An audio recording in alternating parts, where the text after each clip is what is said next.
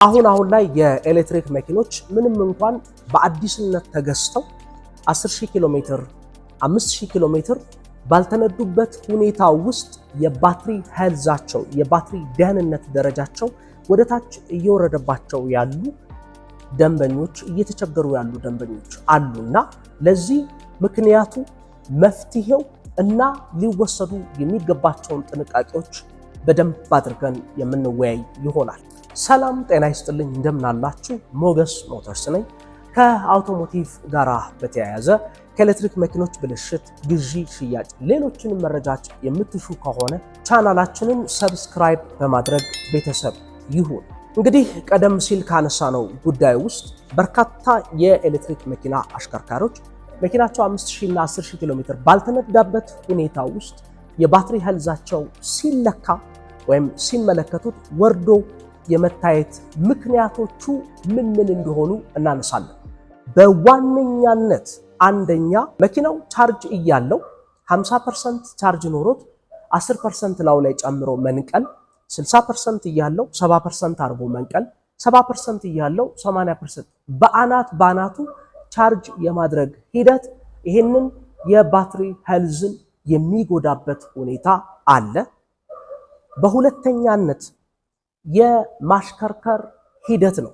ከኤሌክትሪክ መኪኖች ጋር ተያይዞ አግሬሲቭ የሆነ ድራይቪንግ፣ ይሄ ጃክ ራቢቲንግ የምንለው በቅስበት ከቆምንበት ተስፈንጥሮ የመነሳት በጎማው ላይም በባትሪው ላይም ይሄንን የባትሪ ሄልዝ ጉዳት የሚያደርስ የድራይቪንግ ካልቸር ነው። አላስፈላጊ ክብደቶች፣ ጎማ ቀንሶ ማሽከርከር፣ መስኮት ከፍቶ በከፍተኛ ፍጥነት ማሽከርከር ለባትሪ ሄልዝ ወይም ደግሞ ለባትሪ ደህንነት የደህንነቱን ደረጃ እጅጉን የሚጎዳ መሆኑ ይታወቃል።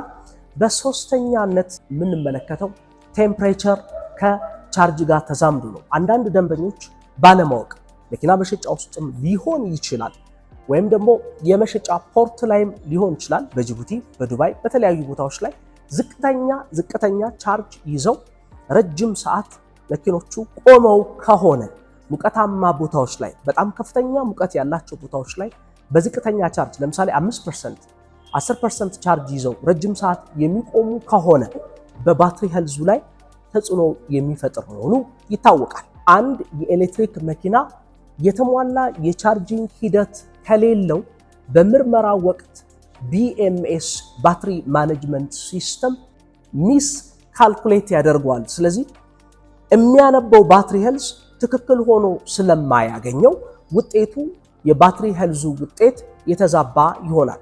BMS ባትሪ ማኔጅመንት ምንድነው የሚለውን እንደው ስራውን ብንመለከት መኪናው የባትሪ መኪና ነው፣ የትራክሽን ባትሪ ነው። ስለዚህ ይሄ ባትሪ ኃይል ያስተላልፋል ወደ ኤሌክትሪክ ሞተሩ። ይሄ ኃይል ተመጥኖ ተስተካክሎ የሚገባውን ኃይል ያክል እንዲተላለፍ ይሄ ባትሪ ማኔጅመንት ኮንትሮል የሚያደርግ ነው። የቮልቴጅ መጠን ቢበዛ የሚቀንስ የሚያስተካክል ለሲስተሙ ልክ የሆነውን የሚገባውን የሚያደርግ ብሬን ማለት ነው። ኮንትሮል የሚያደርግ ነው። ከፍተኛ ሙቀት ቢኖር ያንን ከፍተኛ ሙቀት ዝቅ አድርጎ የማቀዝቀዝ ሂደት እንዲኖር የሚያስችል የባትሪ ማኔጅመንት ሲስተም ነው።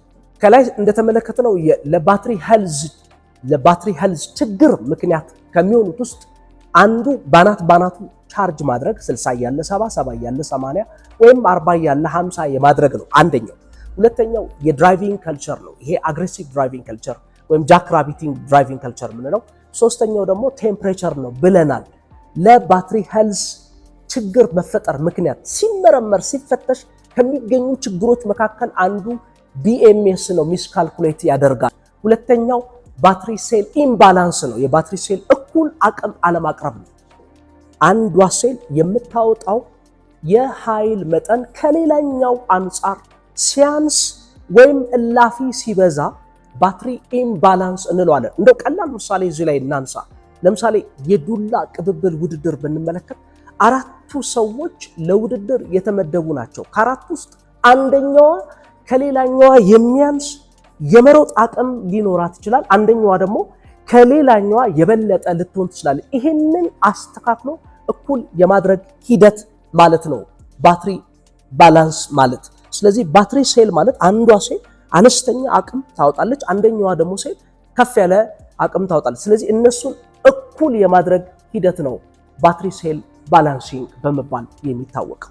ለዚህ ለተፈጠረው የባትሪ ሄልዝ የባትሪ ደህንነት ችግር ታዲያ መፍትሄው ምንድነው ከተባለ አንደኛ የተሟላ ወርክሾፕ ውስጥ ባትሪ ባላንስ ማድረግ የሚችል ማሽን ያለበት ቦታ ላይ መምጣት ነው።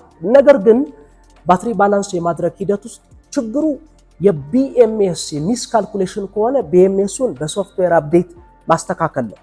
ግን በተደጋጋሚ የሚታየው የባትሪ ሴል ኢምባላንስ ስለሆነ የተሟላ ወርክሾፕ ውስጥ የባትሪ ባላንስ ሂደት የሚፈጸምበት ቦታ በመምጣት ምናልባትም እንዲህ እንደ ሃሌል አይነቶች መኪናውን በመንዳት ኤሲ አብርተን ሊፍተር ላይ የመኪና መስቀያ ሊፍተር ላይ አድርገን በመንዳት የባትሪ ቻርጅ መጠኑን እስከ መጨረሻው ድረስ ማውረድ 5% 3% ድረስ ከቻልን 2% ድረስ ታች ድረስ ማውረድ። ከዛ በኋላ በጥንቃቄ በዎል ማውንትድ ቻርጀር በግድግዳ ላይ በተሰቀለ ቻርጀር በ32 አምፔር ቻርጀር ብቻ ሙሉን መልሶ 100% መኪናው ቻርጅ እንዲያደርግ ማድረግ። ቀጥሎ ቢያንስ ከ2 እስከ 4 ሰዓት ድረስ እዛው ፕላግ ላይ እንዲሆን ማቆየት።